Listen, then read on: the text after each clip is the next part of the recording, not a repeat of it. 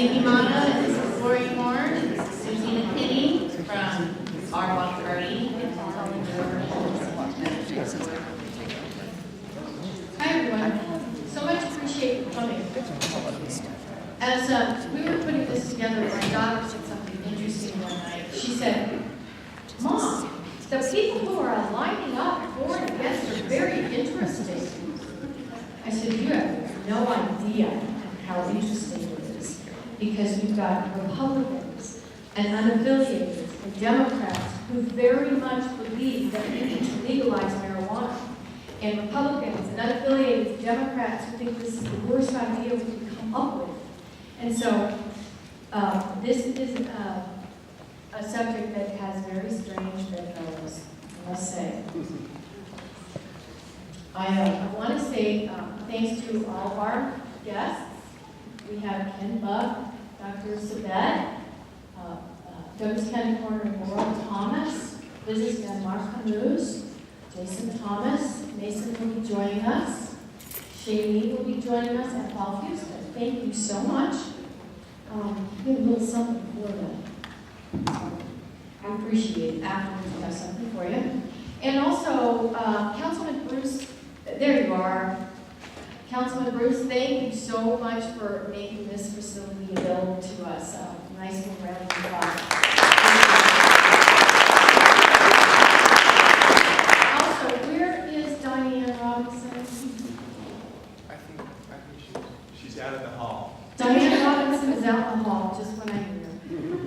I want to say thank you publicly to Diane Robinson for getting Dr. Sept here to talk to our youth and be a part of this panel. She is amazing and tireless in her effort. So thank you so very much. And also, Dr. Sept, thanks for readjusting your schedule so you can be here. Man, I really appreciate it. How many our Block Party members are here today? Raise your hand next time. All right, thanks. Okay, so who's new to our Block Party? Who's never been to our Block Party meeting? All right, well, thanks for joining us. We sure do appreciate it, and you are always welcome. We gave up the idea of the website some time ago because Facebook really worked for us. So we thought, why change something that works? You can find us on Facebook, our Block Party. The letter R, Block Party. What else?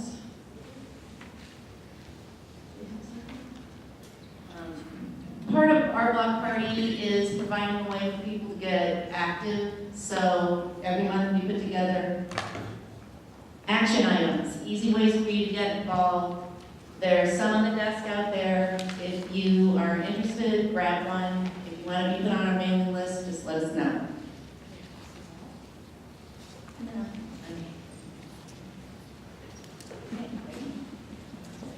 Okay, Amendment 64. Passing 64 will change the Colorado Constitution, making pot use for recreational purposes legal for anyone over the age of 21 in the state of Colorado, whether you are a resident or not. 64 would make Colorado the first state to legalize pot, although it would still be against federal law.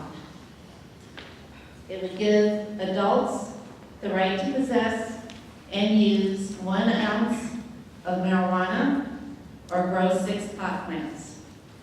How much is an ounce? 60 joints, or the equivalent of 3 packs of cigarettes. This would be a big change for our state. And we all know that change doesn't happen in a vacuum. Tonight, we wanted to try to project just what changes would come with Amendment 64. And that's why we're here. Thanks, Nikki. Before we get started, we just wanted to, we have great audiences with our Block Party. They're respectful and they're not disruptive, and I don't expect anything different from that tonight. We actually, we're missing a couple panel. Do we know where they're at? They're on their way. They're almost here. Okay. Sorry, GPS. GPS. Something new to blame. I love it. I need to get rid of those.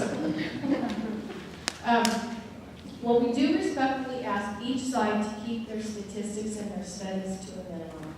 Because I'm pretty sure that we could stack up this many studies and statistics against this many studies and statistics, and no one would really leave knowing anything. So we do ask to keep those to a minimum. And we also ask that you keep the subject to the debate of marijuana, because this is not about alcohol. Lots of times I've noticed that they want to equate marijuana and alcohol, and our debate is very much about legalizing marijuana. We have 3 sections to this debate. The first section is marijuana's effect on kids. The second section is marijuana's effect on business. And the third section is about marijuana's effects on our Colorado community. What's that going to look like to our community as a whole? Each of these sections is going to be given 20 minutes consideration. And at the very end, we are leaving a good chunk of time, 30 minutes, for questions and answers to our panel. So with that, I think we will start on some introductions. We'll ask each panelist to tell us just who they are. And we'll start with Ken Buck. I am Ken Buck. I'm the Weld County District Attorney. I just want to note for everybody that I am the furthest away on the right of this panel.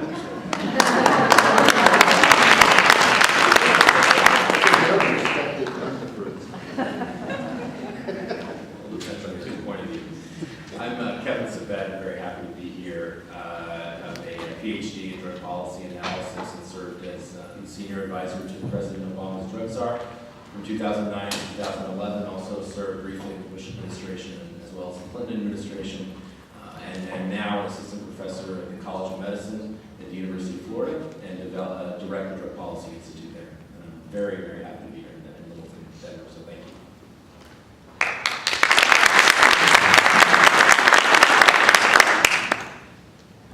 Good evening. My name is Laura Thomas. I'm currently the Douglas County Coroner. I took office last year, and since I've been in office, I've been involved with several cases involving kids and marijuana. Before I became the coroner, I spent 26 years with the Colorado State Patrol. I was a trooper in Arapahoe and Douglas County back in the 80s. I went all up the ranks to major. I was a major with the Colorado State Patrol for 5 years. I worked with Governor Owen's office on some policy issues and some budget studies. I was in charge of the criminal investigation section for the Colorado State Patrol. So I was the liaison with the Colorado State Patrol to HIDA, which is the high-intensity drug trafficking area. We developed a task force of state patrols along with Wyoming and Montana. And when I was the major in charge of state patrols, criminal investigation section, we brought the K-9 unit into the state patrol. So I worked with drugs and drug apprehension for years. I also was a drug recognition expert when I was a trooper in the Colorado State Patrol. So I learned about 7 different kinds of drugs and how they affect the body. So that's why I'm here representing the no side.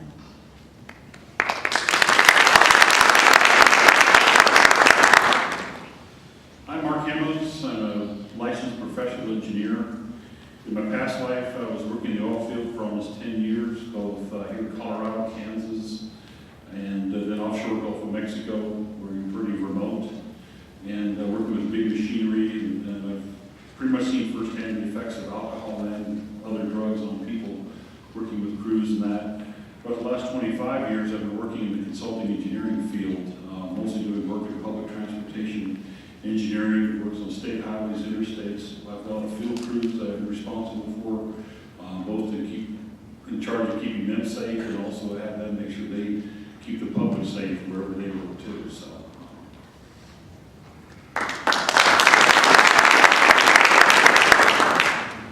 Good evening. My name is Jason Thomas, and I'm here with the campaign to regulate marijuana like alcohol. I'm a former law enforcement officer from Traverse County, working in both county detention and on patrol. I've seen a lot of different experiences in the drug war from both sides, and especially when it comes to marijuana prohibition. I'm currently a commercial real estate executive, managing properties throughout the metro area, and I also have 2 teenage daughters who live in southeast Aurora.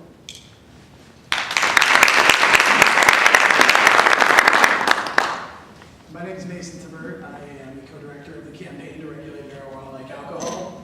I'm also a co-author of a book on the subject.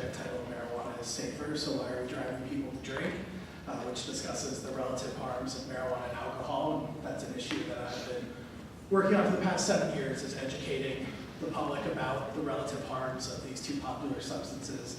Prior to that, I spent some time working in the Phoenix City Council and for the Arizona Attorney General, and I am a Denver resident, and I'm happy to be here. I appreciate the opportunity to speak with you all. Hi, I'm Shalene Title. I'm an attorney. I work for the Campaign to Regulate Marijuana and Alcohol. And I'm also the state campaign director for Law Enforcement Against Prohibition, which is a group of cops, federal agents, judges, and prosecutors who support regulation just like Amendment 64. Thank you for having me. Hi, I'm Paul Houston, very happy to be here. I am a management consultant and private investigator in Denver, father of 4, grandfather of 5, rock grid Republican, and I'm happy to talk about that. I know we've got a lot of Republicans here. I'm a Navy veteran, very interested in veterans issues, and I was just down actually in Colorado Springs earlier today for Veterans for 64, interested in the issue of PTSD, as I'm sure a lot of you are. We want our veterans taken care of. So that's me.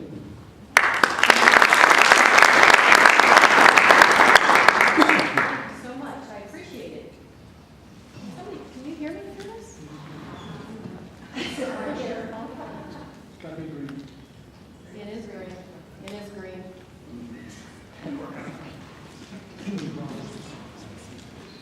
Okay, oh yeah, this is on. Mason and Shalene, we'd like to welcome you very much. And I just wanted to reiterate some of the things that we talked about.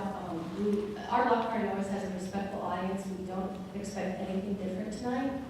We do ask that you keep statistics and that kind of thing at a minimum. And we also just want to say that the subject of this debate is marijuana, and it is not about alcohol. So we really don't expect that we'll hear a lot about alcohol, but we will keep it to marijuana. We want to let you know that, as the rest of the panel does tonight. Thank you. And we're going to start with our first subject and our first question. Nikki?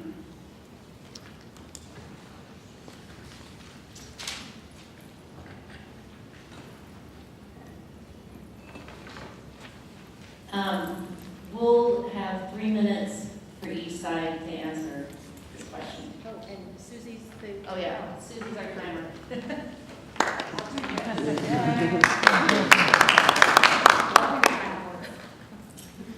Tax revenues from legal pot are supposed to help fund schools. The Colorado Education Association is opposing 64.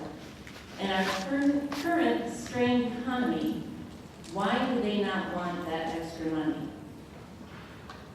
And I'm going to leave it up to you guys to decide who amongst you on your sides are most qualified to take that question.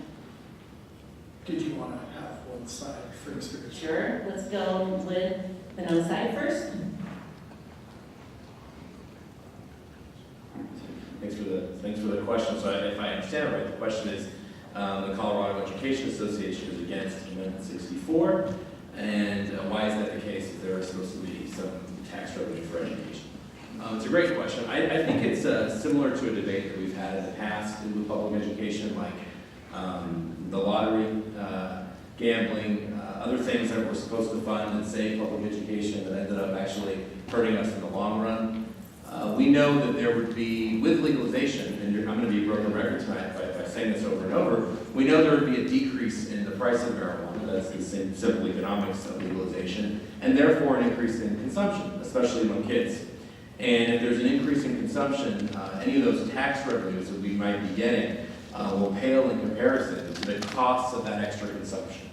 What are some costs of that consumption of marijuana? Well, it's pretty well understood, and is not that controversial at all in the literature, that marijuana affects the developing brain. It affects kids' ability to learn and to have successful outcomes. why. There was, we're not supposed to talk about studies, so I won't refer to it, but let's just say there's a substantial literature on the effects of marijuana in kids and learning. So I think the reason why teachers unions in the education sector is against 64 is because they know that more marijuana use is not going to make their job any easier, and they know that any tax revenues collected, which, by the way, there's a whole debate on whether those tax revenues would even be able to be collected given the conflict with federal law. I'm sure we'll get into that issue later. But supposing they are collected, I think the educators know, the teachers unions know, that there will be many more costs in the long run from marijuana use. Thank you. Well, quite frankly, it came as quite a surprise because it was the Colorado Education Association that suggested we included the section in Amendment 64 that directs the first $40 million per year from an excise tax toward public school construction. At the time, they said that they did not have any concern about it, but obviously, politics are politics, and this was a union that has leadership that made a decision. I don't believe it was based on any sort of vote, so I think any of us here can't jump to that type of conclusion. But what it comes down to is that we do know that we can generate tax revenue from the sale of marijuana. We're currently doing it with medical marijuana, where we're seeing millions of dollars coming into the state, into localities that's going towards all sorts of different types of programs. Ultimately, we know that marijuana prohibition has failed when it comes to keeping marijuana away from young people. We're putting it in an underground market, we're not controlling it in any way, and as a result, we see young people able to purchase marijuana easier than they can access alcohol and tobacco. Yet, what's really interesting is here in Colorado over the last few years, the federal government reports that marijuana use amongst high school students is actually going down, whereas nationwide it's been going up. And the same thing goes for the University of Colorado. They're reporting the same thing. It's because we're actually starting to at least control some marijuana. So, it comes down to a simple question, and it's unfortunate that this decision was made by the Colorado Education Association on a political issue like this, but do we want to leave marijuana entirely uncontrolled, or do we want to take it out of the underground market, put it behind a counter, require people to show proof of age to get it, take the money that's going into the illegal drug market, going towards drug cartels and towards gangs and other criminal enterprises, and start putting the money into legitimate, licensed Colorado businesses? And if localities in Colorado don't want to have these types of businesses, as we've seen with medical marijuana, this initiative allows them to not have them. But there are a lot of communities that have seen that these businesses are not problematic. They are generating significant tax revenue. For example, they're keeping the lights on in the parks in Colorado Springs. And, there's not been any demonstration of a significant problem associated with them. So, we didn't go into this saying, well, we're gonna pick, one issue or another at schools or at roads. What we did was we talked to the Colorado Education Association. We talked to all sorts of organizations around the state, and what we found was that there was a lot of different opinions. Some didn't want any money earmarked. Some thought the whole thing should be earmarked. And what we decided was CEA thought putting it towards public school construction was a good idea. And so that's what we ultimately chose because we felt it struck a good balance and could do that type of benefit. And I'll just say I completely agree with Kevin that we don't want young people using marijuana, but what it comes down to is this initiative is not about marijuana being sold to young people. It's about whether or not we criminalize adults 21 and older for simply using and possessing marijuana. And quite frankly, I think we should be using those resources to prevent teen marijuana use instead.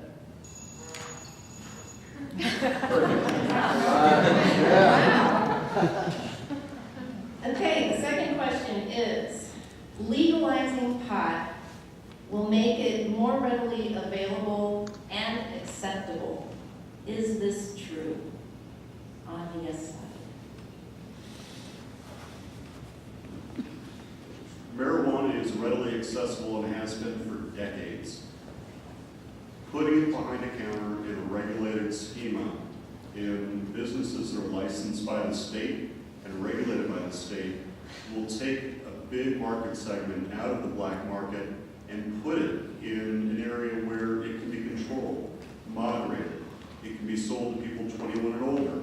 And while people will use substances for whatever personal reason, marijuana is out there. As Mason mentioned a few minutes ago, it's unregulated. You don't know who you're buying it from. Perhaps perhaps you're exposed to other harder drugs through trying to buy marijuana. Putting it in a storefront will allow for less access to our kids. I have 2 teenage daughters in high school, and they've told me several times that they've seen kids smoking pot out in the school grounds. My younger daughter, who's 15, was offered marijuana by a classmate she didn't know. And so finding that in the schools, it's going to be there. But to take away that significant market segment from the cartels, from the black market, that also drives violence and other social problems, will help our kids to be safeguarded from further exposure or the exposure that they might already receive. See if this works. Laura Simmons. Would you mind repeating the question again? Legalizing pot will make it more readily available and acceptable. Is this true? I believe that by legalizing marijuana and passing 64, it will make marijuana more acceptable, socially acceptable to our kids and available.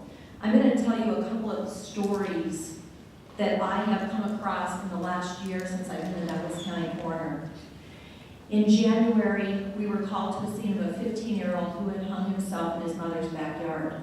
And I went to the scene with my investigators. The parents were divorced, and the young man had been on medications for anti-depression medications. So I went with the father back to the father's house to collect all those medications so we could count and account for all the medications. And while I was talking to the father, he told me, he said, you know, my son was a star on the football team. He had girlfriends. He had a lot of friends that would come over and see us. He was a great student. And last summer, he started smoking dope. He said he was so brazen that he would smoke dope in the bathroom while I was home. And the problems became so severe that he became more and more depressed. We got him into a psychologist, we got him on antidepressant medications, and we took him to a therapist every week. And he continued to smoke dope. And the father was just devastated, and he asked me, where did he get that dope? It is illegal. And my concern is I've got many other stories like this. I have parents who are willing to come out and talk about the devastation that marijuana has brought to their children. I am a smaller, less government kind of a person, and I understand the reasons why people feel that we should legalize marijuana. I get it. But I feel that we have a responsibility to protect our children as a society. And by legalizing this marijuana, it's going to become more acceptable in the minds of these children. And they will feel it's okay for parents, so why is it not okay for me? And I just think that as a society, we have a responsibility to protect our children, and that's why I'm spending my evenings talking about why I'm voting no on 64. So that's why I think all three of us feel that way. Do we still have a little time left? If I add to that, since the dispensary model has come into Colorado, we have seen increasing availability of marijuana for young people. And in fact, in the 2010 school year, marijuana, there were 25% more expulsions and suspensions in Colorado schools, K through 12, for drug-related reasons. And so availability will have a direct impact on young people. In addition to that, the HIDA task force that Laura was talking about did a study and showed that in 76 instances we had marijuana that was packaged for sale at dispensaries that was found in various other states. So in the streets of Chicago, the streets of LA, the streets of Phoenix, the packaging was still on it, showing that the marijuana originated in dispensaries in Colorado. There is nothing that stops somebody from going into a dispensary right now, going next door to another dispensary and buying more. And that, unfortunately, has become a source of the illegal marijuana trade, and it will be even more so if we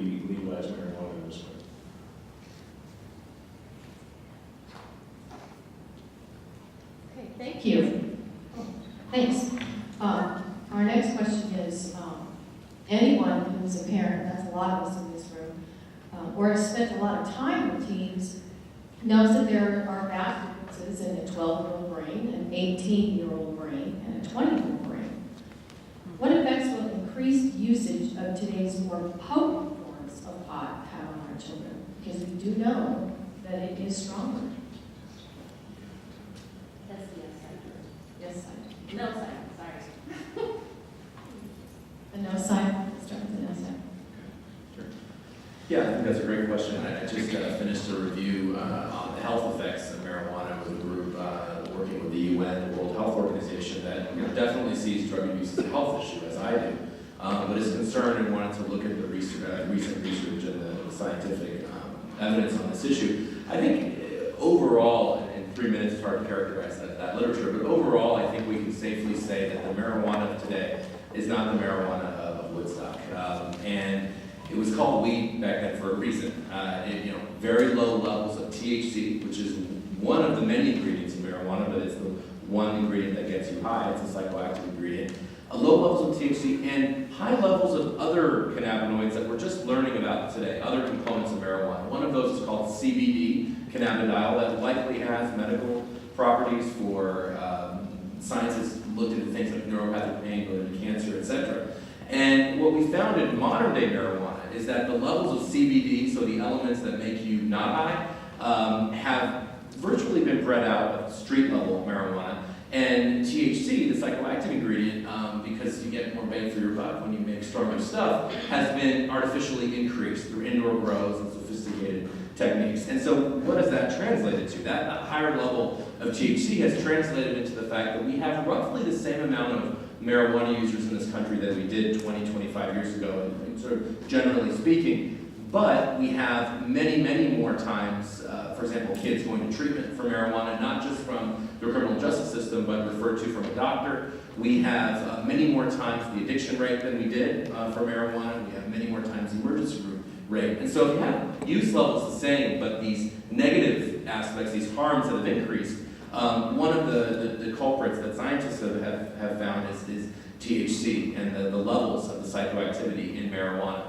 We know especially that for the developing brain this is significant, especially when it relates to things like IQ and intelligence. There are some very, very well-designed population-level studies that follow thousands of people around for 30 years and test them on numerous different kinds of measures, and have found a very significant link with marijuana use before adolescence and lower IQ and lower intelligence, etc. So I think we need to be very honest, and just to conclude, very honest about the trade-offs. I mean, I think it's difficult for any of us up here to argue that any public policy is perfect, let alone our current policy, let alone what 64 might bring. But we should be very clear about the trade-offs, so that you may have less black market crime, but more health costs. But that's a healthy exercise to have, and I'm hoping that that's what we can have in this debate tonight. Well, the potency argument is an interesting one, because basically pointing to higher levels of potency in marijuana today is like pointing to Billy Beer back in the 70s compared to Coors Light now, or to a bottle of vodka right now. So there's we're talking about the THC potency. marijuana. Okay, I'm just making a pretty fair comparison. No, it's not. We're talking about marijuana. And we're talking about a THC that was around 2% to one that is 22%. And so if you could stay on that subject, we'd really appreciate it. Well, actually, the national average THC in marijuana is about 4 to 5%. We do see marijuana around 20% now. But the fact is that we still see evidence from the National Institute on Drug Abuse, we see evidence from the Institute of Medicine, that marijuana is far less addictive than just about any other controlled substance out there, including alcohol, including tobacco, including caffeine. And the fact is that marijuana has never contributed to an overdose death in history, and like everyone on this side of the panel, I think that we need to reduce levels of marijuana use by young people, and I think that, like many Coloradans and many people around the country, we have 130 plus college professors, many of them public health professors. We think that we need to take marijuana out of the underground market where we can control it, where we can know exactly what level of potency it is. Imagine walking into a liquor store to buy a bottle of liquor and you have no clue what's in it. That's not good policy. Kevin points to a couple of things, that are very disingenuous. He suggests there's more people going to the emergency room. Well, basically what they find is that marijuana use is so prevalent and it stays in your system for about 3 to 4 weeks at a time. So if you test people in the emergency room who might have broken their arm in a car accident or broken their foot while walking down the street and hadn't used marijuana in 3 weeks, they might test positive for marijuana. You also find that marijuana use marijuana is the most prevalent illicit drug in the entire world. So the notion that there's more young people and more people in general in treatment for marijuana than for other drugs makes perfect sense. So I think what we need to be doing is trying to cut down on the access to marijuana by young people, and the only way we're going to do that is by actually controlling it. I believe Shane might have had a point to make as well. Thank you. I just wanted to say that it's very clear off the bat that all of us agree that we need to do everything that we can to keep people under age 21 from using marijuana because it can be very harmful. And Laura, I'm so sorry for the family of the young man whose story you told. And I think we can all agree that there are measures that we should take that would keep young people from using these substances. Prohibition of marijuana is not something that has worked. However, prevention and education is very helpful. And the people on this side of the table, there's nothing in Amendment 64 that would stop us from using things that work, like prevention and education. And an example is with tobacco. With education and strict regulation, we've been able to dramatically drop the number of young people using tobacco, and we did that without putting one person in jail or arresting them for smoking a cigarette. And then on treatment,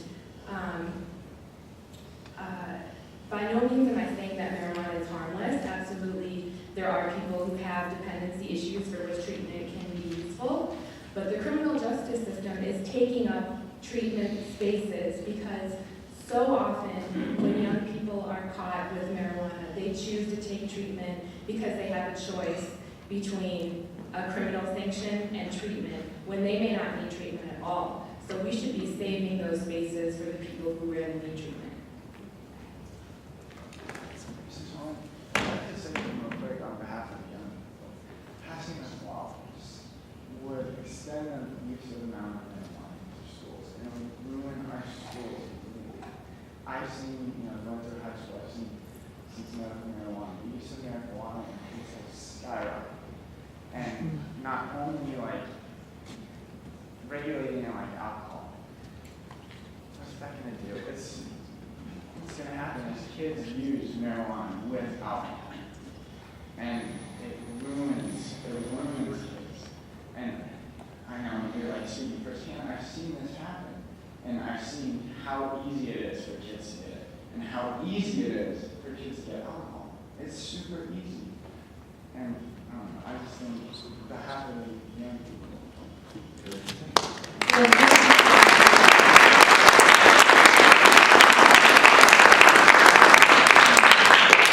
I appreciate your passion because we're here to learn about this, and you're in the trenches. We're just a bunch of old folks, right? That's right. Oh, except for Susie, she just told me not to speak for her. I think a lot of people would second Susie's comment. So are we in Q&A now? Or If the rest of the panel's okay, the other side can respond to that. Yeah, and, we really do, we do have half an hour at the end for questions. So take notes because if there's something that you really want to see addressed, and I knew that Will had to go. Everyone's running away. Thank you, Will. Okay, the next section is business and how this will affect our business community. We all know jobs, business is bad. According to the Bureau of Labor Statistics, Colorado has had the greatest increase in unemployment since August 2009 of any state in the country. Our numbers have not only not improved, they have actually gotten worse, placing us dead last in the country for unemployment improvement since the recession bottom. In light of that, we wondered how legalized pot would affect our business community. So the first question, and you'll have 5 minutes. From a business owner's perspective, will we be able to attract new businesses and keep Colorado's second largest industry, tourism, strong? How do you see this law affecting them? Yeah, you can have more than one person chime in. It doesn't have to be one person. And I think we're on the yes side first this time. Okay, well, I'm a management consultant. I deal with quite a few business people, entrepreneurs. Let's start with jobs, jobs creation. This would allow our agricultural communities to produce industrial hemp. There are many farmers that would like to be able to do that. It's mindless. When I was in the Navy, we used hemp for rope. We had to get it from foreign countries. I mean, does that make sense? No. So now we can have agricultural land be put to productive use. Our farmers would be happy. They would thank you for voting yes on 64. In terms of will it affect businesses and their ability to maintain their drug-free workplace policies? Not at all. It stays the same. That's a big scare tactic. It's false. That all stays the same. Will it allow them to do drug testing, which is a big industry? Yes. Their policies don't change. If it's the same thing with medical marijuana. If you test positive, there's case law about this. You can look up. So nothing changes is the bottom line. And I would add one more thing. Will it hurt our brand in Colorado? We're hearing that. Will entrepreneurs be less likely to want to come here? Well, let me assure you, you said we're all old folks. Well, let's use some common sense here. Think about Facebook or some of these young entrepreneurs that want to start up a company. They tend to be free thinkers or keep government off my back. So I have a feeling that they would go, that's kind of hip out in Colorado. That's a nice place to be. So that's my take on it, and I didn't take 5 minutes, so maybe somebody else wants to pick that up. Sure.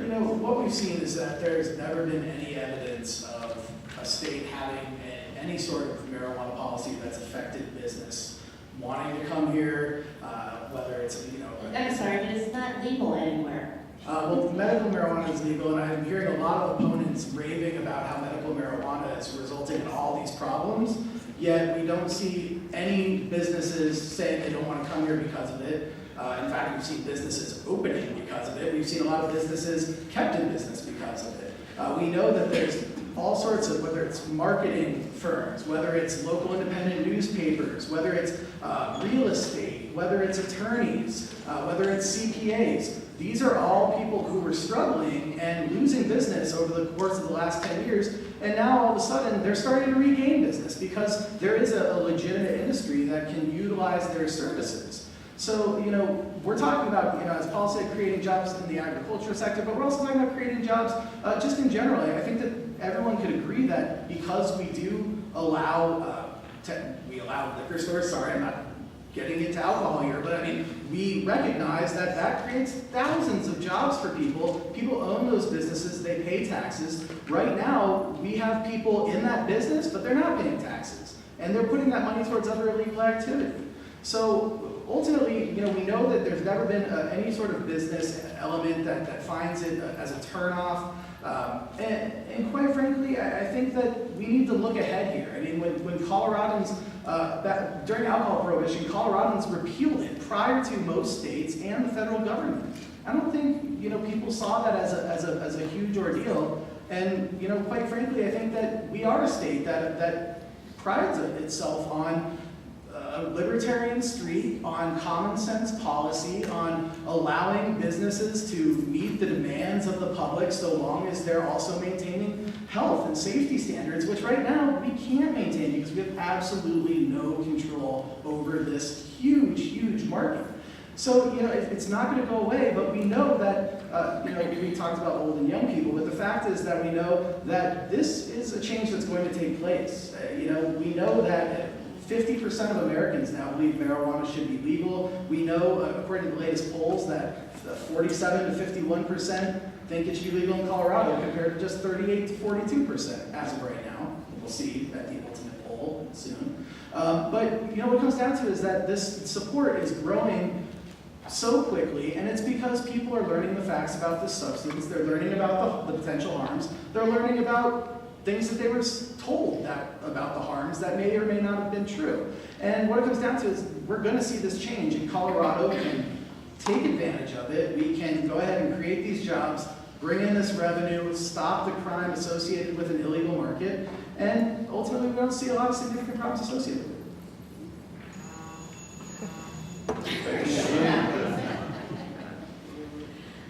Okay, no sir.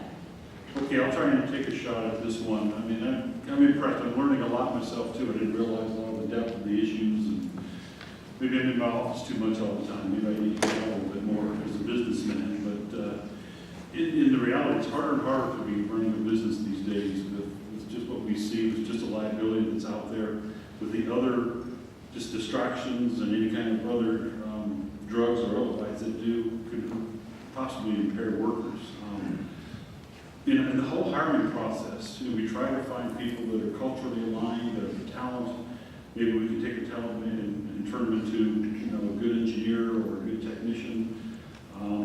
But what we're finding now is just a lack of qualified people. That is kind of impairing the hiring a lot. The one aspect though is in hiring people, probably have more on my mind. Is this a person that if they are using marijuana, should I hire them? One, for a lot of different reasons. Just do I need to perform a drug test for every person that comes into my company? That's really not done in professional services. You see it in construction, you see it in other businesses where you've got engines and motors, and the people you see just waving the traffic pads, stop, slow, if they're impaired on the job, will some contractors be required to say do a drug test every day? The big issue too that I saw years ago in the oil field, and we still have now, is just when this person's on their own free time, they're out of the office, what they do, have a recreational beer or maybe a joint or something, how's it going to affect them the next day? And the lasting effects of combining a lot of these drugs too. You don't want someone running a sign paddle in a construction zone where you're doing one lane at a time, just missing the slow or stop and doing the wrong thing and creating an accident or something. There's a lot of construction that goes on here these days. I also don't really want to run the chance as an owner of a business by having someone designing a bridge or designing an intersection and not thinking what they're doing and not designing it properly where it can be a hazard to the traveling public and safety. I put a lot of crews out in the field on interstate highways and state highways. A lot of traffic, a lot of speed, but even when you're out in the country, there's high speed, low traffic. I worry about the safety of my crews just from someone impaired driving toward them and seeing maybe a cone zone and telling them, lane closed ahead or workers ahead or something, and then someone impaired trying to make the decision, and making the wrong decision where they go into the cones. These 36-inch rubber cones really are not a good barrier to a 3,000-pound car going 60 miles an hour and hitting my people in that. So, from the concern just for the public safety of my crews and that, from the business side, do I want to really even hire people that expose them to risks like that down the road? As an engineer too, it is illegal for me to use a controlled substance. I would lose my license and not be able to practice again. That's pretty much in all 50 states, DC, and even through NAFTA, Canada, and Mexico. If this does become law, I don't know what, we have kind of closed it to door, but we don't know what their responses are. We'll see when we get there. So, how it affects even professionals in practicing. I'm talking about just engineers, but doctors, attorneys, accountants and that too, that's going to affect that business too, we're not sure. I balance the yield of my time to the other gentleman there. Real briefly, I think it is interesting, but the Los Angeles City Council has unanimously agreed on very few things in the history of Los Angeles. The one thing that they have unanimously agreed on is that dispensaries should not be in Los Angeles. It hurt their kids, it hurt their education system, and yes, it hurt their brand. What we have in the workplace now in Colorado, what we would have in the workplace if we passed Amendment 64, is we would have a constitutional right. This isn't a statutory right that the legislature can go in and fix. This is a constitutional right that an individual could exercise on a Sunday night, show up to work on Monday morning and test positive. So they weren't smoking at work, but they would still have the lingering effects to test positive at work. Now, according to the other side, it's absolutely clear you can't test positive, but an employer can do that. I guarantee you put 4 lawyers in a room that are bound to make a bunch of money, and this is going to be litigation crazy in Colorado. There is no other state that has done what we're trying to do, or what some folks are trying to do, and the result is going to be a whole lot of money for lawyers. Yesterday I debated at the University of Denver Law School, and when I said that, I looked out at all these young lawyers and I thought, probably not a good argument to make. It is a good argument to make when you think about the cost to employers. And it's also a direct effect on our brand. If you think employers are going to move to Colorado and subject themselves to that sort of unfinalized landscape, it just won't happen. People will take that into account. Our brand will go from business friendly and healthy to Rocky Mountain High. And that is not the brand that we want to have when we're competing with Texas and other states for businesses that are fleeing California and places with high taxes and other issues. I did what you said.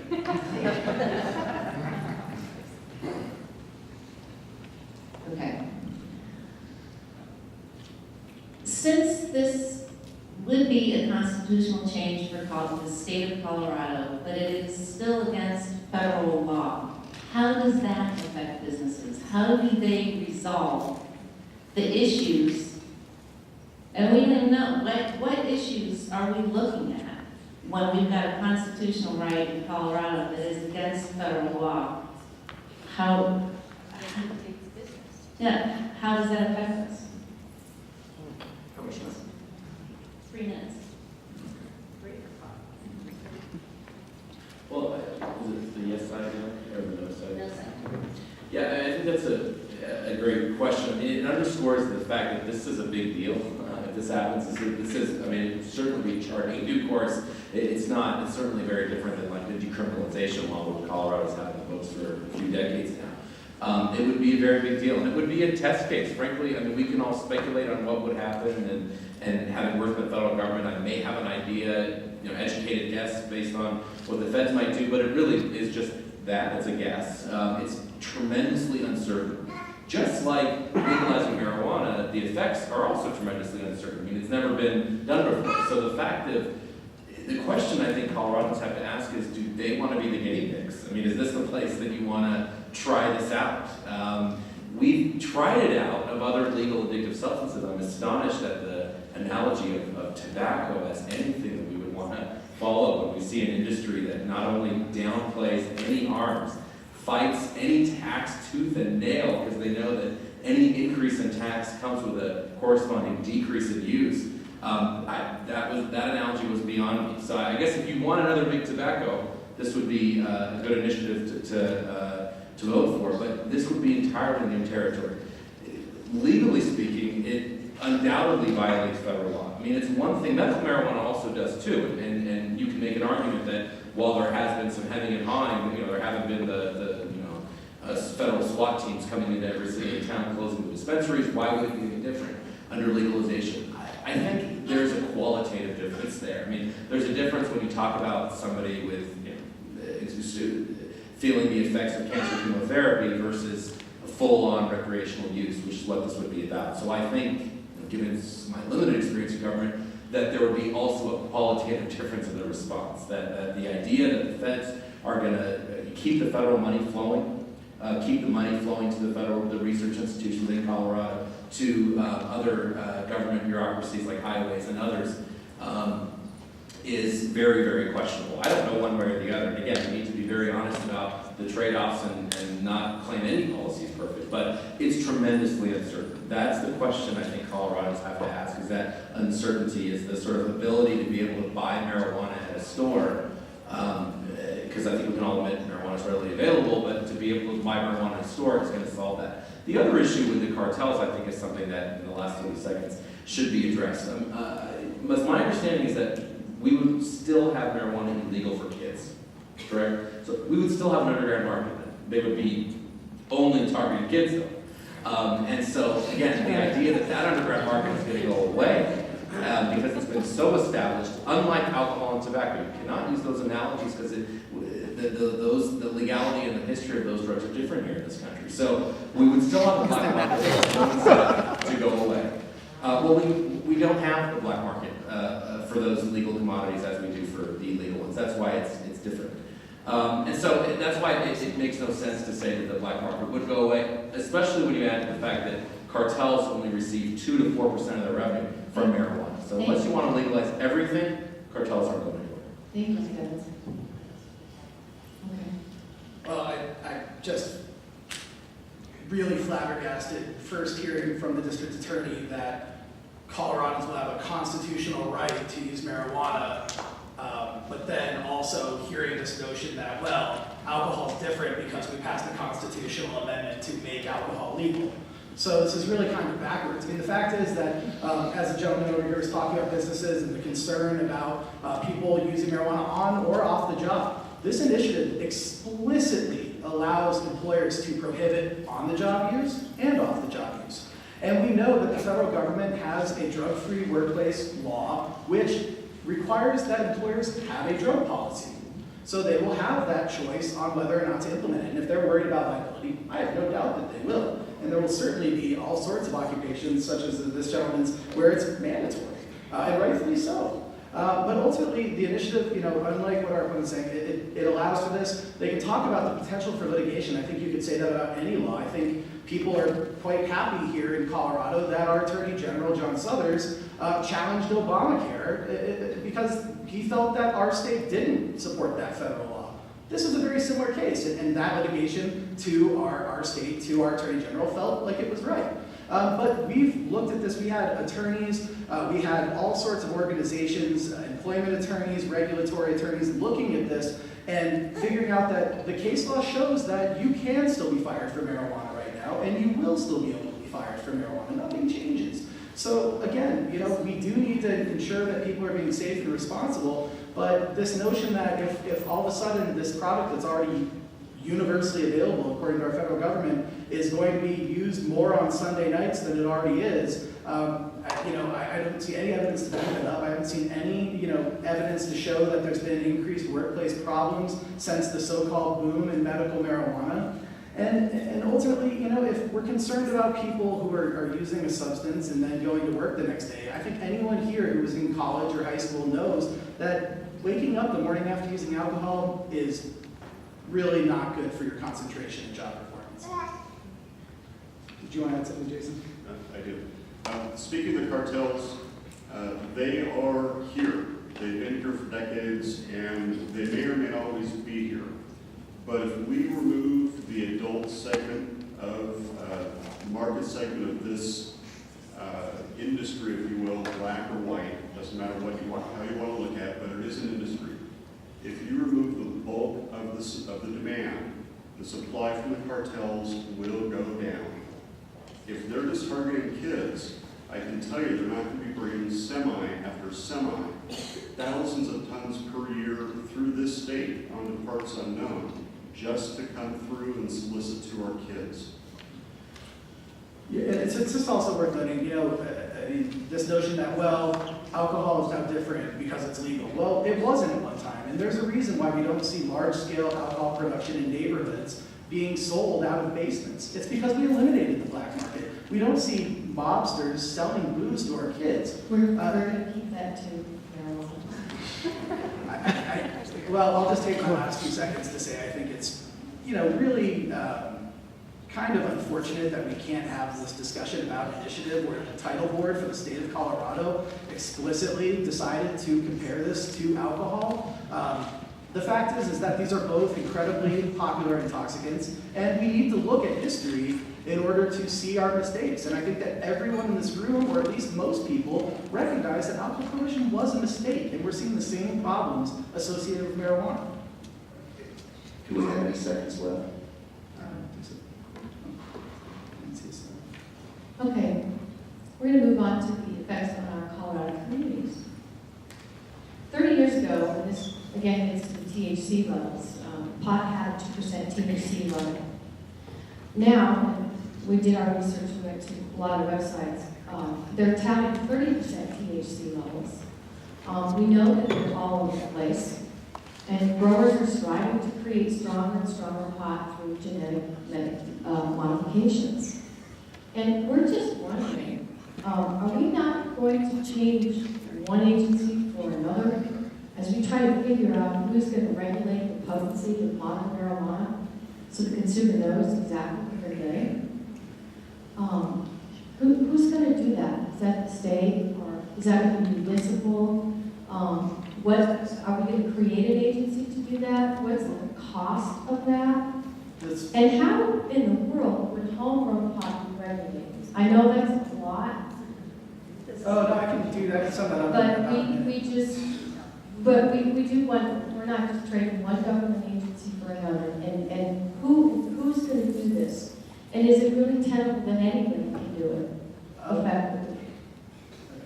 Well, it's kind of funny, you answered your question in a lot of ways. I mean, the agency that'll do it is explicitly set in the initiative is the Department of Revenue, which has an alcohol enforcement division and has a medical marijuana enforcement division, and we have a marijuana enforcement division.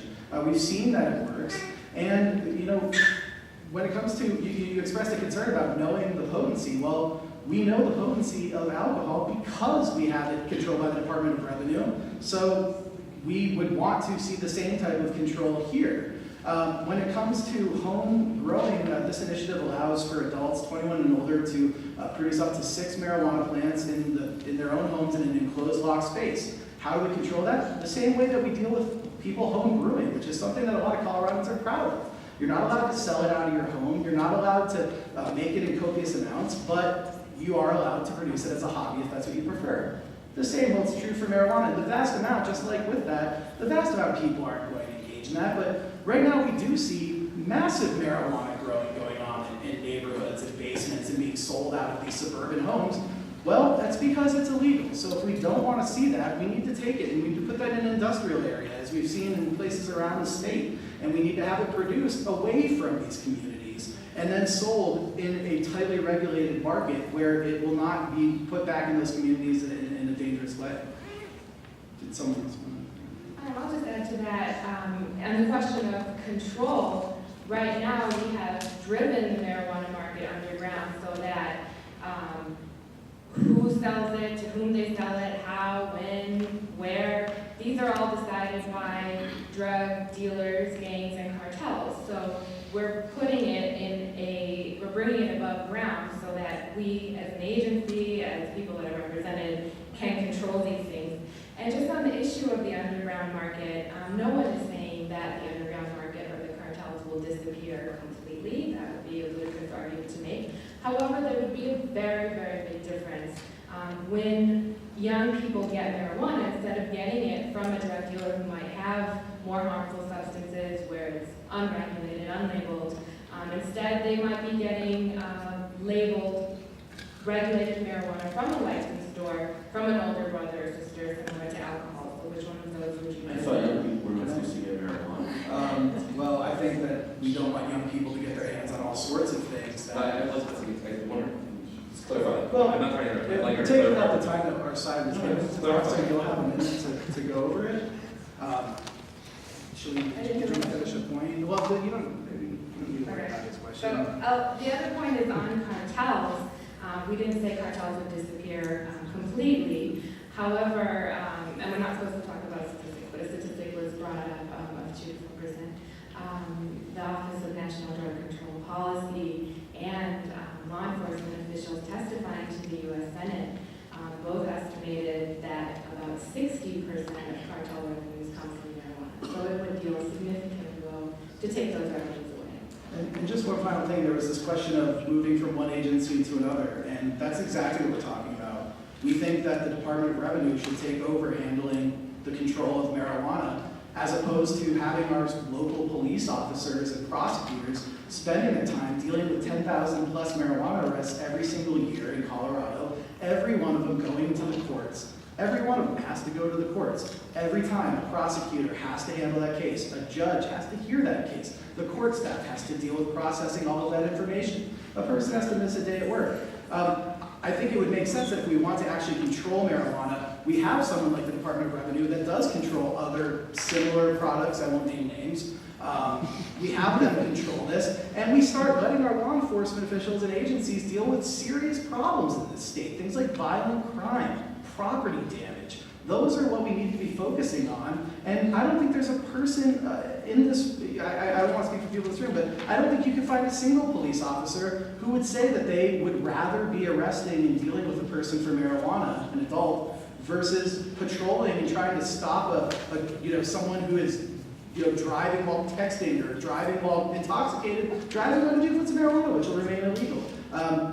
The point is that we could be taking these resources, putting them towards more valuable things. It's been found that this initiative is projected to save $12 million each year in law enforcement savings alone if this initiative passes. So that's money, that's time that can be spent on serious problems in Colorado, as opposed to adults 21 and older who are using marijuana in private. Jason, that's a misleading figure. There are 10,000 marijuana arrests. What happens is an individual gets arrested for burglary, they have marijuana in their pocket, they are now having a charge for marijuana. There are not 10,000 separate marijuana arrests. The Colorado Bureau of Investigation reports in its report every year that there are 10,000 to 12,000 quote arrests. I'm just basing on the Colorado. I'm not disputing someone gets arrested and they have marijuana and they have a marijuana charge, but there are not 10,000 arrests solely for marijuana in the state of Colorado. That would just be off the charts for our population, and it doesn't happen. Does marijuana, now, by the way, 60% of the people that are arrested in Colorado have used drugs. The majority of those people are solely on marijuana at the time they commit crimes.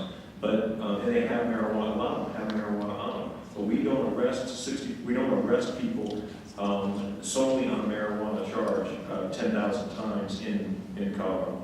I wanted to hand it over to Kevin. Yeah, and I think especially because marijuana is being decriminalized in Colorado, and the idea that law enforcement is spending a whole lot of time if people are in prison or jail because of marijuana only doesn't stack up to those statistics. I'm still baffled at the kids issue, and I didn't get to speak out of turn, so I'm sorry, but because if we're saying that kids will be able to have, will not be using as much marijuana, and they can, they don't have to go to the underground market, yet they're going to be getting labeled marijuana so they know the amount of THC in it is inconsistent in my mind. Well, and the idea, it's just when it happens, sure, which will be less. when it happens. Okay, so it will happen.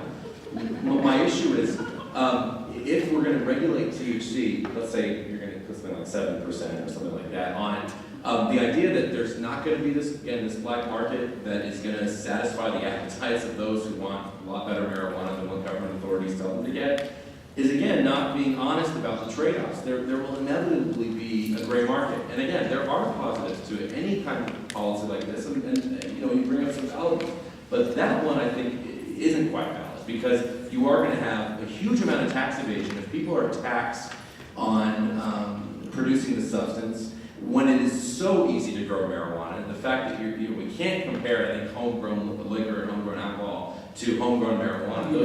Those are two. Well, I've studied both of them. No, I haven't done it. They're legal, but I think you'd find that. So you've done both. Good, that's good. I did. My point is though, if I was finished, is that I haven't done both of them, but you don't need to do something to know the effects of it. And we know that it's a lot easier, that marijuana grows a lot easier than it is to grow alcohol. So we're still going to have that market there. I think the other thing that's not been brought up in the cost issue is the cost of regulation. So now we're going to be creating a whole new bureaucracy that does cost money. The department in Colorado that deals with medical marijuana, the last time I checked, is $5.5 million in the hole. I mean, there are costs of regulation. There are costs of regulating alcohol. We're not talking about it, but there are arrest costs. There are public costs that come with regulation. So again, I just think we need to be honest about those trade-offs and honest about the effect this is going to have on kids. The idea that they're not going to be able to get it under a legal market makes no sense, especially given that far more kids drink than use marijuana, even if they report that they're equally available. Because of the stigma, the legal stigma on marijuana, far more kids drink alcohol today than marijuana. I'll give the rest. I think that's a good segue, because as a business owner, I'm saying, oh, great, more regulation, that's what I need. Now from what I didn't have enough before. And that really does, you go back to the previous question, but small business versus big business. Big businesses can somewhat absorb the cost. That can also affect regulations and other laws to where they can still, sell and do and still make a buck. When it comes to small business, and I work for companies from 100,000 to 10, and in a 10-person firm, you really don't have that freedom or even the ability, the resources to kind of deal with, checking everybody every day to see whether they're on marijuana or other things. The one aspect is just when we hire people too, we really want to intend to keep them for a long time, because to hire new people to train, or maybe there's also scarcity of the trained people we need out there that we really want. We got to fire someone because they're using marijuana or that. Our choice for hiring someone else is very limited, and we actually lose as an employer in trying, to satisfy the work to our clients and such. The other aspect is we talk about this a little bit at work. We're going to be creating like work-free drug places, from too. So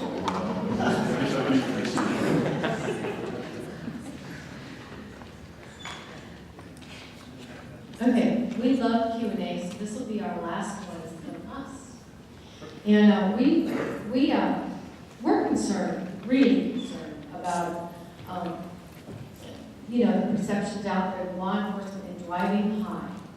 Because I think if we put that out there as a legal substance, we're going to triple the number of impaired drivers. Not triple, but we'll double the number of impaired drivers. And we want to know what that looks like on our roads. And we sure want to know, because, I'm a cheapskate, how that's going to affect my insurance rates. What does that look like? And we'll start with you guys first. I'll just start and say, when I was with Colorado State Patrol, and I was a driver recognition expert. So when another trooper stopped a driver who was impaired, they were weaving, they were doing something that got the trooper's attention. They would stop them, they'd put them through some roadsides, but they weren't smelling alcohol on them. So they would call me in, and I had gone through a very intensive training period.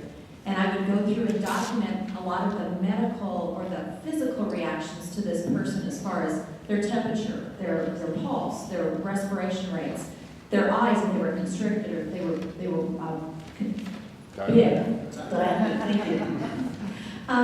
so we were able to prosecute cases, but I had to be able to document the impairment of that driver before we could charge them for driving under the influence of a drug. Last year, there was legislation to try and establish the amount of THC that was necessary in someone's system before they could be charged with DUID, and that's going to come back again this year. But it's still possible to charge someone with driving under the influence of drugs, as long as you can document the impairment. And hopefully you'll have some kind of a test to go with it, to show that there's a presence of that drug there. I was on the streets in 1984, so that's a long time ago, and there were a lot of drugged drivers then. And I agree that it's going to increase the number that we're going to get of drug drivers on the street. Let me just add one caveat. When I was going through my drug recognition training, I did field training, but we also went down to places like Concord and Colorado Springs, where people were there doing community. They were there incarcerated, like in a halfway house. And we would be there to test them when they came back. And you'd be surprised how many of them came back high on something. And so we would test them. We'd get a lot of hot tests. And part of the program is to find out, to interview them, to find out, talk to them. What's going on? What kind of drugs were you using? We'd read them their rights. I was amazed at the number of people who would tell tell me their stories that they started smoking marijuana when they were a teenager and they graduated to harder drugs. I don't recall anyone ever telling me they started doing heroin or cocaine and then started doing marijuana. And that's another one of my concerns that I think we need to be very aware of. Okay, real quick, just the insurance. We're talking auto insurance, but in the aspect of business insurance, the one concern I have that I always work with in dealing with insurance companies, they're more reactive than proactive. And I guess because they can be, because they see what laws are passed or what happened, and then they kind of take their statistics and then just raise rates, or very few often lower rates, you know, on our behalf and that. But if I've got people in work zones and that, and they're getting more cars that are repaired, I know darn good and well the insurance company is going to raise my rates for business insurance to insure those people out there that are on the road. Okay. Wait for the team. Well, you know, everyone can sit around and say it's going to double and triple, but the only actual research that's been done on the effect of marijuana laws and driving has found that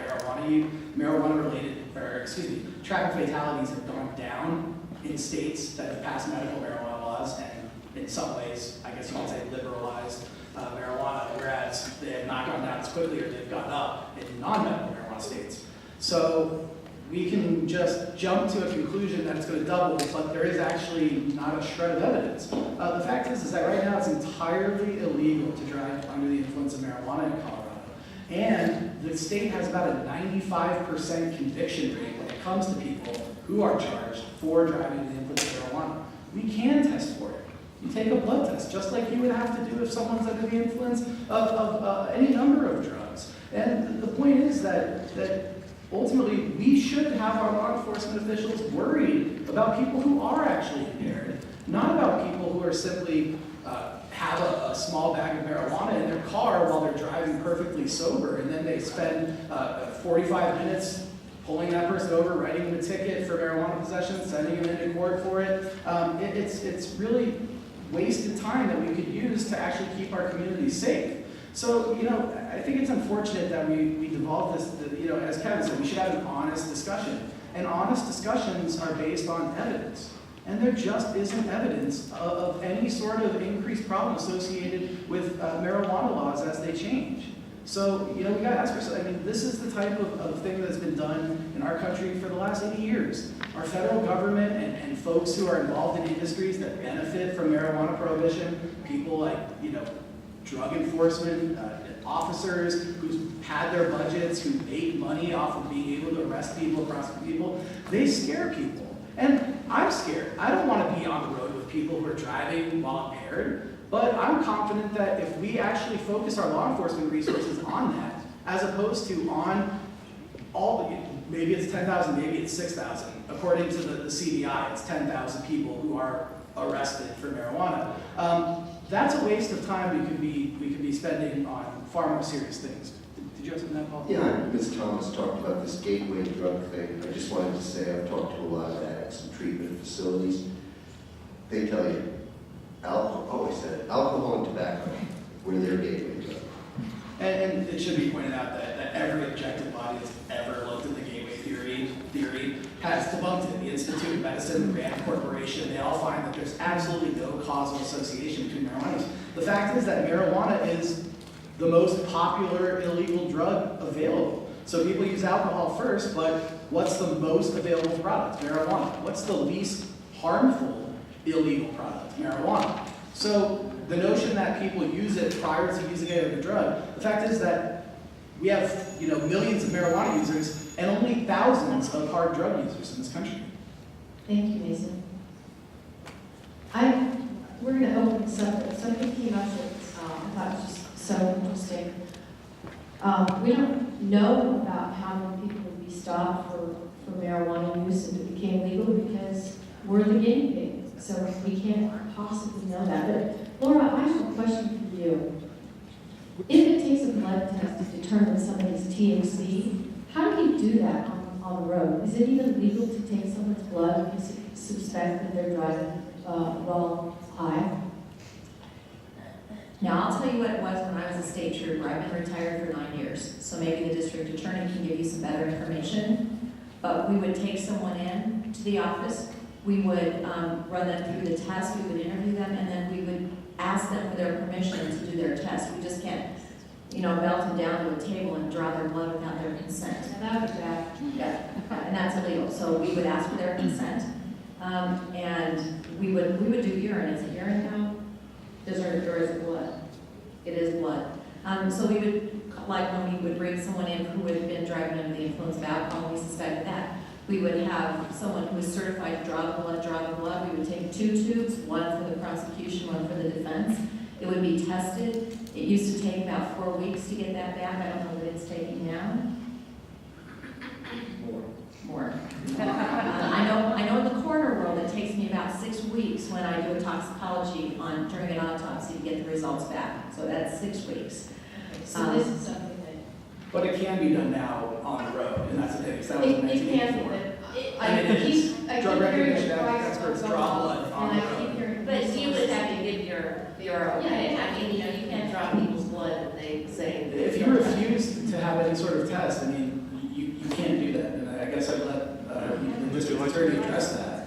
That it's a fact that they do draw blood on the side of the road, they have drug recognition experts. Could you clarify that for us? Yeah, you can not require under our Constitution with the Fourth Amendment right you can require a blood test. You can consensually give a blood test. What we have in the DUI situation is if you fail to consent, if you refuse to consent, you lose your license for a year. So there is an incentive there. That hasn't been applied yet in the medical marijuana situation, and if this passes, maybe that would be the route the legislation would go to try to give people an incentive to consent. But there is some technology, and I should actually defer to the person in medical schools. There is technology being developed. They don't feel it's accurate right now, but you can. They think they're going to get to the point where they can test saliva and determine THC levels. I don't know how close they are at this point. They're pretty close. I mean, I don't think anybody wants an increase in accidents, just like we would want an increase in drunk driving accidents, and alcohol is legal. The issue is, it's clear though, the scientific evidence, I mean, the jury's not out. It's been decided. British Medical Journal did the most comprehensive review. I think the Doubles car crash came from that marijuana, it does double your risk of a car crash, according to all of the meta-analysis of all the studies. So if you think, and you may not, and there may be disagreements, but if you think use goes up under legalization, then we have to be cognizant of a greater risk from that use resulting in an accident. I don't think anybody wants an accident to happen, but if you think use will go up, again, you may not. If you do, car crash goes up. Okay, sounds good. Now it's you all's turn. Who has a question? Who doesn't have a question, I guess? So You- in favoritism. Favoritism, these are mine, they belong to me. Make it quick. Okay, so if you're gonna be using blood Speak up, tests, please. then you'd be using needles, and wouldn't that cost more money for that? And so I don't think like if you're going to argue the point for making revenue off of legalizing marijuana, then you're going to have to compensate for the money that you're going to use for needles and also the time, and then that goes back to sanitation too. We live in a society where we want to maintain public health and safety, so that's why we do test people for alcohol if they seem impaired. We test them for painkillers if they seem impaired. We test people for any number of things. We test their eyesight if they are supposed to be wearing glasses and they're not. I mean, we, as a society, decide that we're supposed to use our resources to keep people safe. And so if someone's pulled over because people think they're impaired, I think that's a very valid use of resources. I do not think it's a very valid use of resources to find that that person had a broken taillight. Oh, they've got a couple grams of marijuana, so now we're going to send them to our local courthouse for a day. That's not a good use of resources. So I would say that, quite frankly, syringes aren't that expensive, but I assume Kevin would probably accuse me of using those too. So. No. I mean, I studied crack in Baltimore. You smoke crack to figure that out. You didn't need to shoot up and be able to figure your fact out. So, but I think that the questioner goes back to the issue of the social costs through any policy. Again, you can find cheap Saliva tests actually are interesting, and it's a very interesting issue. And they are cutting edge science in terms of being able to do roadside tests, at least preliminarily, and then you bring somebody to the station if there's cause. But it goes to, I think, the issue of the cost. Again, if you think legalization will increase use, then the other equation is it increase the costs associated with those use. So that's why there are 1 million more arrests for alcohol than for all illegal drugs combined. And that's because there's just more use of alcohol. 2.7 million arrests for alcohol versus 1.3 or so for all illegal drugs. So more use means these costs. That's one aspect of the cost. There are other aspects as well. Can I ask a question about the taxes? Is that okay? Yeah. Because I haven't heard it, is it true that the excise tax that you talk about, given this tax structure in Colorado with Tabor and so on, would that have to go back to the legislature to be referred, and then would it have to come back to the people to approve a tax? And if this was legalized, would you then have an industry that would be naturally opposed to taxes with resources to fight that ballot initiative and so on? I'm just trying to think through that. Yeah, that's a great question. Essentially, the answer is that yes, the initiative respects Tabor, which is required by our state constitution. So it directs the legislature to establish a tax of up to 15% on wholesale sales for the first few years, because essentially that's to ensure that there isn't a black market. If we overtax by 50, 60%, then it'll give the black market a leg up, right? Because marijuana legally would be too expensive. So the idea is that it's up to 15%. The legislature will enact that. They will, in accordance with Tabor, provide it to the voters. We know that if voters are approving having taxed marijuana, it's quite likely that they're going to support that. But the industry actually will not take place until after that. So if this passes, that industry, those applications for these legal businesses, those don't start happening until the early 2014. So we will have the legislature in session in 2013 following passage of this initiative if it passes, and they will put it to the voters in November of 2013, and then the industry will begin in the beginning of 2014. This is one of the unconstitutional aspects of this amendment. The legislature can't be required to vote a certain way and to actually put something before the voters. So members of the legislature from both parties have strongly opposed Amendment 64 for that reason. What it requires is the legislature to pass a referendum putting before the voters another vote. So the legislature could decline to do that and we wouldn't have a tax. And then the voters could decline to do that and we wouldn't have a tax. So there is no guarantee. There is a guarantee of sales tax, but in terms of the excise tax, there is no guarantee that we would ever end up with a tax on marijuana if Amendment 64 passed. But this would be in the Constitution and it would be guaranteed, and that's why the Legislative Council, the legislature staff who reviewed this during the long process of getting an initiative put on the ballot, they reviewed it, they looked at it for months and months and months. It was looked at by the State Title Board, which is made up of representatives of the Attorney General's Office, the Secretary of State, and the legislature. They reviewed it for almost a year and a half, up until the point where it got put in front of legislators for one day, who said, well, we don't want to be told that we have to do what the voters asked us to do.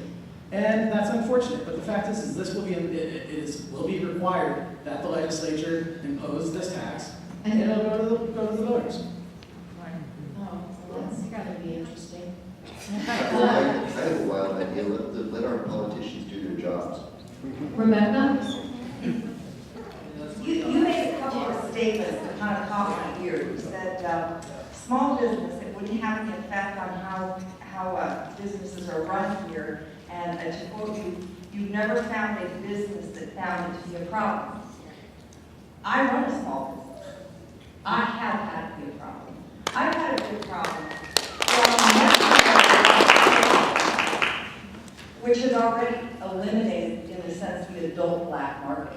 Because, when the receptionist comes in and has a backache and has been given medical marijuana, my liability in my small business at some point becomes so high versus her rights. And if you give her constitutional rights, if you give my men that run big machinery constitutional rights to smoke whenever they want, I'm telling you, no, wait a minute, I'm telling you as a small business owner, I'm saying from a practical standpoint, I will say the liability of running my business And the 70 people I employ is simply not worth it. So from a practical standpoint, as a person, I have already found a problem with it. And it's not legal nearly on the standpoint you're talking about making it constitutional. And I don't think the state is going to help me with my legal bills that I already face over these issues.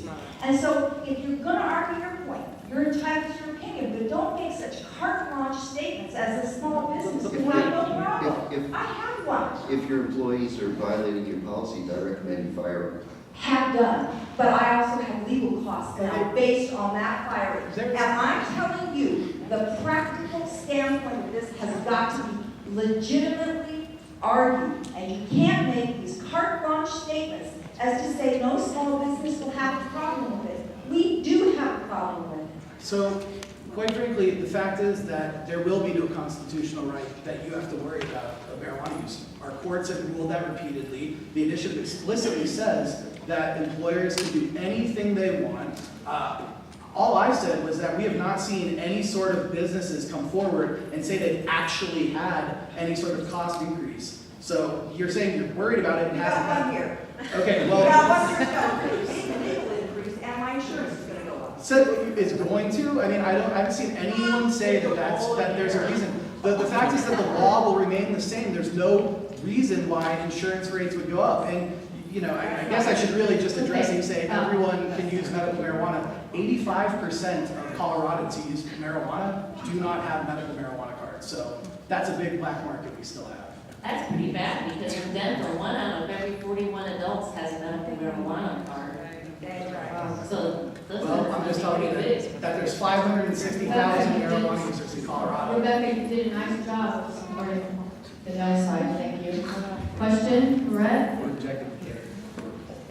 I spent 6 years on the Colorado State Board of Nursing as a public member, dealing with diversion of people who are on the Department of Regulatory Agencies, that she said is going to try and regulate this. And licensed nurses, we had about 80,000 of them at the time in the state that we had to deal with, and I dealt with a lot of drug cases. And one of the things that is a problem that the legislature was just trying to deal with was trying to determine the level that's legitimate. When somebody's high and when somebody's not. What should being impaired be? And quite honestly, the meetings I went to, they went to the medical marijuana community to try to come up with what was a fair assessment. Not necessarily scientific. So as they're struggling with that, I mean, back when I was on the nursing board, they tested positive. They could have smoked a month ago, but they tested positive. So now that we're trying to deal with that, what is a reasonable amount to determine impairments? For all of the other drugs, we have a lot of information. So how are we going to come up with that? That's a very good question. Thank you for that. In terms of how long marijuana stays in your system, it's unlike alcohol, which we test for, and also we test for marijuana now. How do you test something empirically that if I ate a candy bar a week ago, will I have that half a pound on me still? And if so, can I trace it back? If I smoke marijuana, let's say a month ago, and I test pot or test positive, does that put me in a position with my employer or with my insurance companies or anyone else that can look at me and say, Jason, you may have done something wrong in my eyes, but you shouldn't be here. You shouldn't be on the job or in this thing today because you used marijuana a month ago. How do you quantify it? I don't know. I'm not a doctor. But there is likely a way. What does it look like? It looks like a regulatory schema, and it looks like law enforcement having the ability to work within a specific bounds.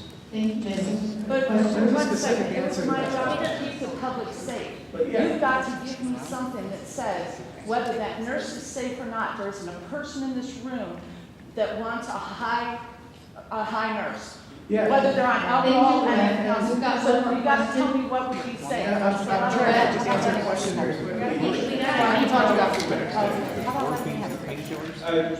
I got a straightforward one, kind of back to some of the stuff you guys talked about. Yesterday, I was walking down Pearl Street in Boulder County with my 3-year-old on my shoulders, and a kid put a card in my hand advertising a $20 ETH, which is below market value, for the new dispensary that just opened up down the street. With my 3-year-old on my shoulders, for real. Like, this isn't hyperbole.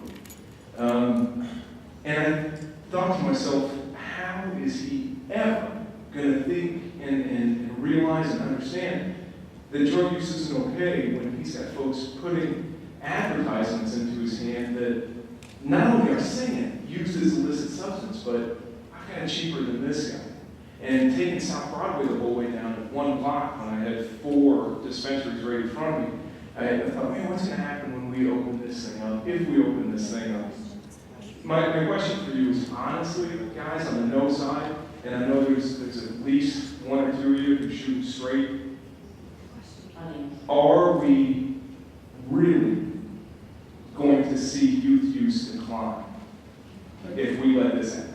You bring up an exceptional point regarding the advertising, and what we very clearly put in the initiative is that localities and the state have the ability to handle advertising however is necessary. They can ban it outright, they can put certain restrictions on it, which is what we see with every business, is that they limit signage, they limit this and that. The city of Denver just banned outdoor advertising for medical marijuana. Because I agree with you that we shouldn't see that kind of thing. I don't think we should go to baseball games at Coors Field, quite frankly. I mean, that's not a very good message to kids.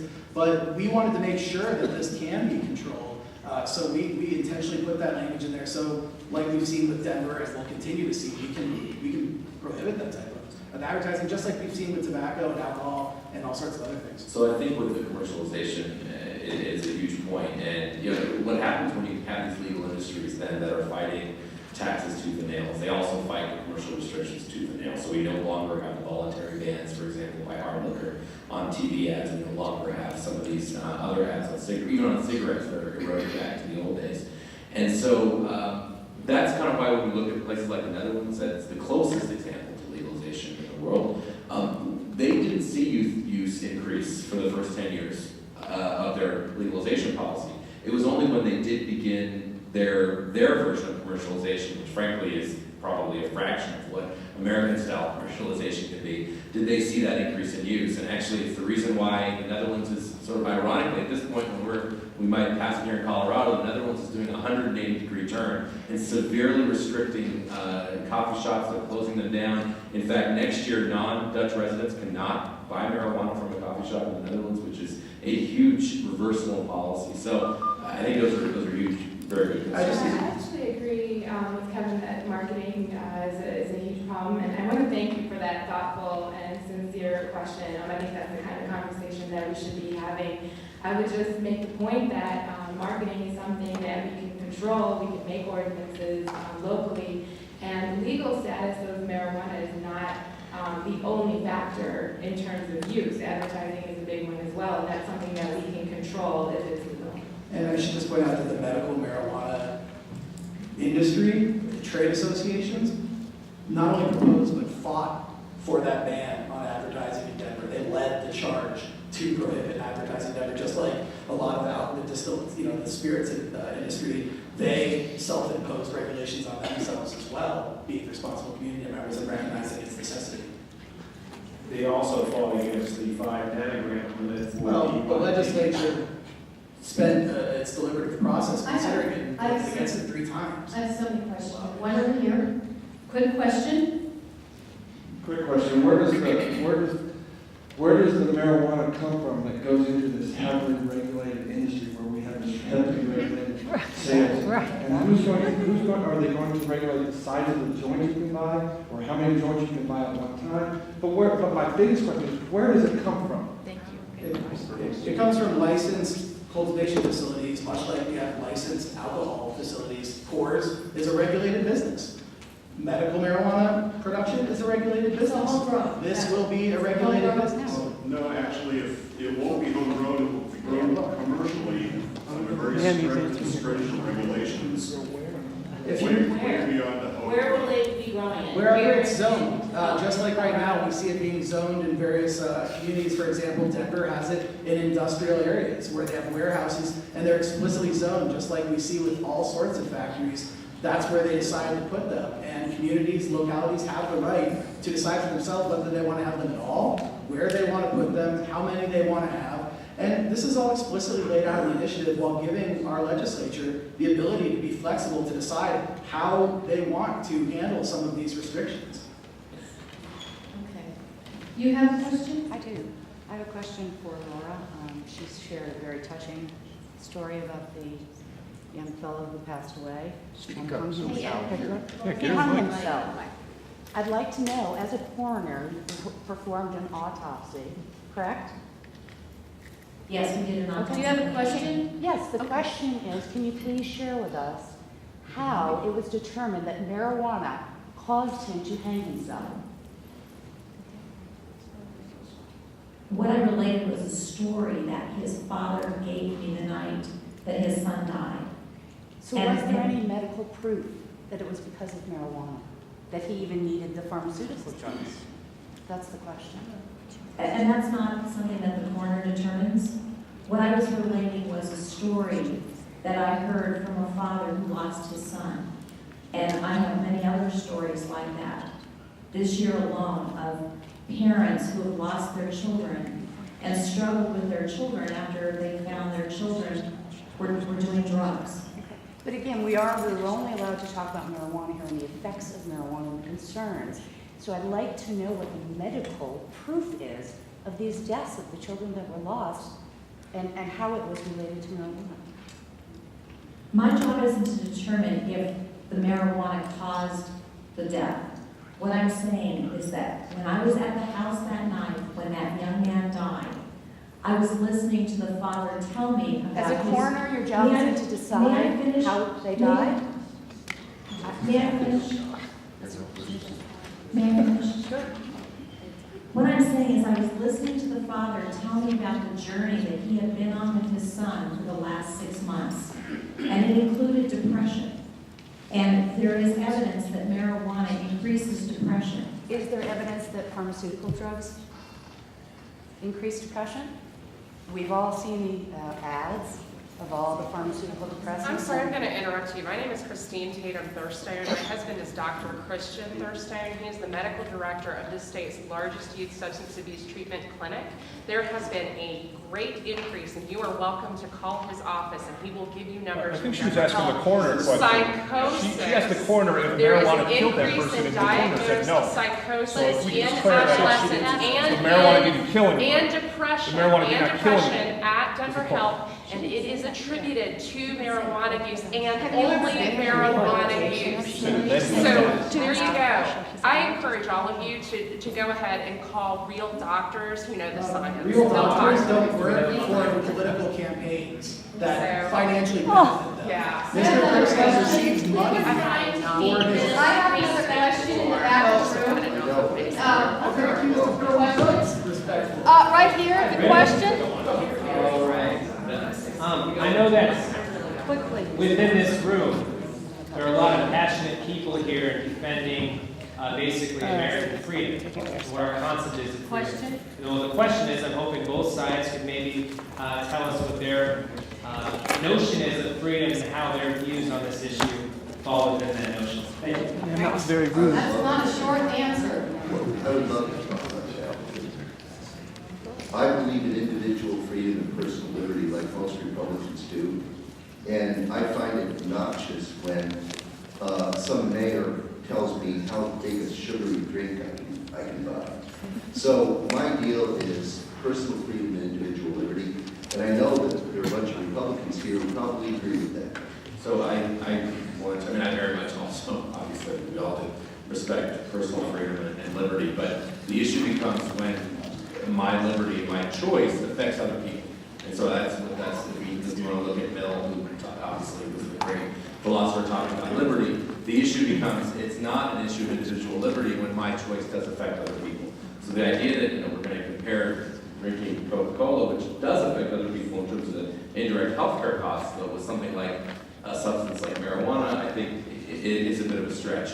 When marijuana does affect people, so when it's on the roads, when you are being, when it's connected to the rising healthcare costs because of the illnesses that are connected to marijuana, it does end up affecting other people. And finally, liberty is not the only and the most supreme principle when we talk about public policy. There are multiple virtues. Liberty is one of them. Thank you. And this audience has asked great questions, and it is tradition for the folks of our block party to reconvene and have these spirited discussions and include alcohol at Merle's.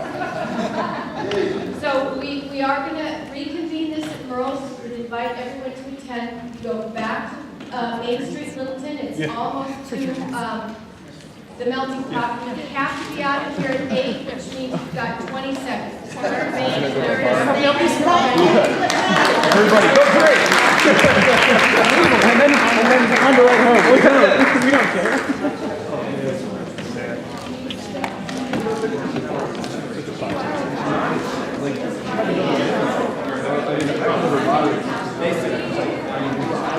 You know,